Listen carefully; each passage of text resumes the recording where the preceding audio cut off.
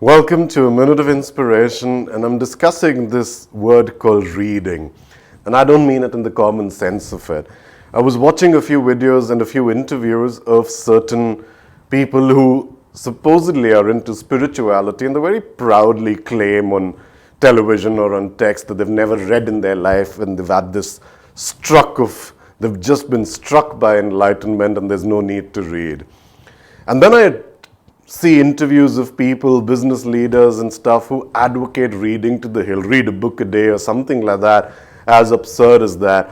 And there is a conflicting thought as to what should you do. Should you just sit in a corner, meditate and wait for Buddha to enlighten you? Or should you pick up books and read and fill up yourself with knowledge without knowing whether it's true or not? I can't give you an answer because I kind of do both. But here is what is missing from the world today. People don't invest in reading. They get shortcuts to their information and knowledge bursts, tips and techniques to get some ideas. And as a result, gone are the days when we'd pick up a book and sit with it days to get meaning out of it.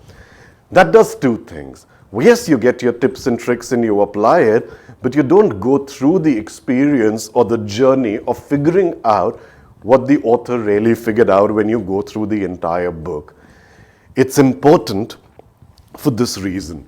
It's important because when you do read, and when you read with an intent to really have the same discovery as another person, then you get far more value out of reading a book or a text than you would in just reading a summary of it. I want to invite you to read, but read not to accept. That's the problem that's been with our generation all throughout. That whatever we've read in a text or in a book or in a textbook or in a scripture, we just believe everything. If it's written, it must be true. If there's 7 habits of successful people, then those must be the 7. If there are 10 laws of leadership, then that must be it. If there are 5 ways to lose weight, then that must be it. We tend to believe almost everything that we read about as if it's some gospel truth. I want you to develop the ability to be able to read to challenge, not just for the sake of it, but to be able to read to question.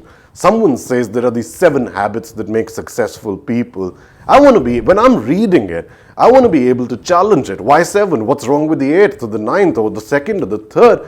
And when you read it in a constructively challenging way, your insights become greater than the author who actually wrote that, and you're able to contribute and apply and get a lot more from it than when you just read to believe. Or then when you just listen to get a tip or technique or two. That's not insight. Insight is if you're able to challenge the other side, if you're able to question it. Why is this person thinking like this? Why is the view so myopic that he's only thinking of 7 qualities of leadership, for example, or 10 laws or 10 irrefutable laws of sales, or whatever it is? When you're reading to challenge, then you relate it to your own experiences, to your instances from the past, to others around you, and through that challenge is when you build up your own intellectual capital and thought leadership. Otherwise, you remain a follower. But whichever route you take, read to believe or read to challenge, I think the read to challenge is a better one. But whichever route you take, it is essential to read. It is essential to pick up the book, old-fashioned way, sit with it, pick up a subject that interests you, challenge it, and you will see that you will get far more insights that you'll be able to use from that process of challenging rather than just listening to these kind of videos for a tip or two. Cheers.